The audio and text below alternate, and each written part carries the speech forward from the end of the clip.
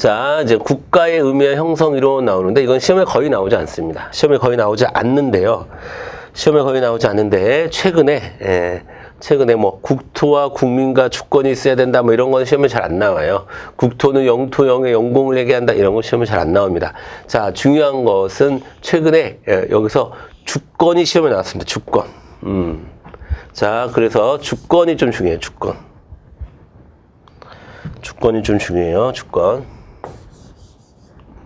자, 주권의 개념만 좀 짚고 넘어가도록 하겠습니다.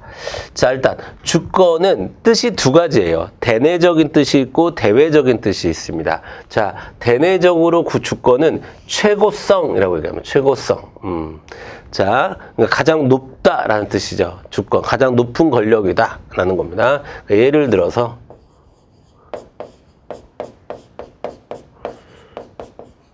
자, 우리가 국민주권이라고 얘기하면, 자, 민주주의 사회에서는 국민이 가장 최고 권력을 갖고 있습니다. 이런 뜻입니다. 우리나라 헌법에서도, 대한민국의 모든 권력은 국민으로부터 나온다. 이렇게 되어 있잖아요. 그래서 최고 권력은 국민이다. 라는 그 최고 권력이라는 의미에서 주권을 사용하고 있는 거예요.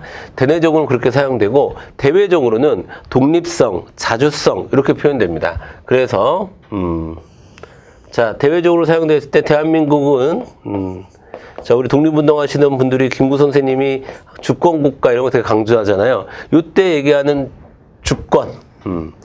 자, 이때 이야기하는 주권은 최고 권력이라는 뜻이고, 이때 이야기하는 주권은 독립적인 이런 뜻이에요. 독립적인 권력. 자, 대한민국은 독립적인 국가이다. 다른 나라의 간섭을 받지 않는 주권국가이다. 자, 이럴 때는 자주성이나 독립성을 의미합니다. 아시겠죠? 자, 됐습니다. 자, 그 다음에 뭐 주권평등주의 뭐 이 정도 여러분 읽어보시면 될 것 같고요. 자, 그 다음에 자, 이제 주권의 귀속에 따라서 군주주권론과 국민주권론이 있어요. 국민주권론이 있는데 이거는 우리가 사회계약설 공부하면서 다시 정리를 할 겁니다. 근데 여기에서는 딱 한 가지만 먼저 좀 사전에 짚도록 하겠습니다. 너무 중요한 거라서. 자, 주권은 크게 주권설은 군주주권설과 국민주권설이 있는데 사회계약자를 우리가 나중에 3명을 배우게 될 거거든요. 홉스, 로크, 루소 이렇게 3명을 배울 텐데 그 뒤에 나오는 로크와 루소는 국민주권설이에요. 반면에 여러분, 자, 맨 처음에 나왔던 이 홉스는 과도기적 상황에 나왔기 때문에 군주주권설을 주장합니다. 사회계약서, 근대 민주주의를 탄생시킨 사회계약서를 주장한 사람인데 또 불구하고 군주주권론을 주장했다라는 거 꼭 알아두세요. 아시겠죠? 자, 그래서 자, 여기서 좀 설명이 필요한 건 요겁니다. 자, 여러분, 그런데 자, 여러분, 군주주권론은 기본적으로 왕권신수설이라고 하는 학설의 기초에 있습니다. 자, 그런데 홉스는요, 왕권신수설에 기초한 군주주권설을 주장하진 않아요. 즉, 홉스는 사회계약설에 기초한 군주주권론을 주장하는 거거든요. 그래서 홉스의 위치가 약간 애매해요. 그러니까 홉스를 여러분 잘 정리를 하셔야 돼요. 자, 여기 요거 이 부분 한번 같이 보겠습니다. 홉스는 군주주권설을 따랐으나 사회계약론자로서 왕권신수설보다는 천부인권설에 입각해서 사회를 이해하는 학자였다라는 거 꼭 챙겨두시길 바라겠습니다. 자, 됐습니다. 요건 좀 이따 제가 사회계약서 설명할 때 좀 더 자세하게 말씀을 드리도록 하겠습니다.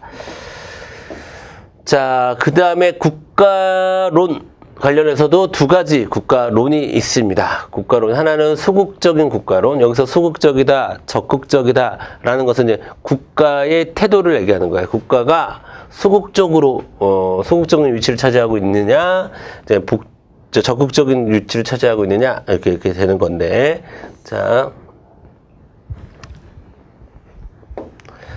되는 건데, 그래서 소극적 국가론, 적극적 국가론 이렇게 두 가지로 나뉩니다. 그래서 여러분 요걸 보고, 요 표를 보고 제가 정리를 한꺼번에 해드릴게요.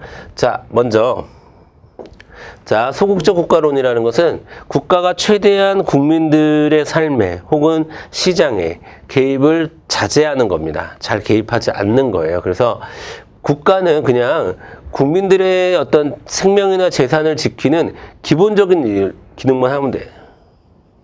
여기서 얘기하는 기본적인 기능은 경찰 기능을 얘기하는 거예요. 특히 야간에 경찰 역할만 해라. 그래서 국가는 야경 국가론이라는 건 뭐냐면 국가는 다른 건 신경 쓰지 말고 다른 건 간섭하지 말고 그냥 야간에 경찰 역할만 해. 내 재산을 지켜주는 역할만 해.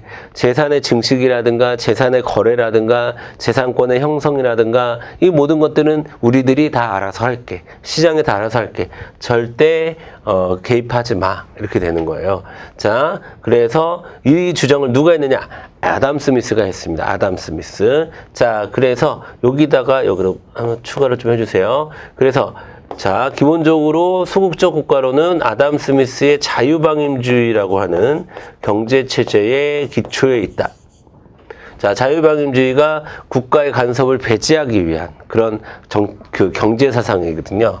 자, 경제적 자유를 보장하는 걸 되게 강조해요. 그런데 적극적 국가론은 국가가 적극적으로 개입해라 라고 주장하는 겁니다.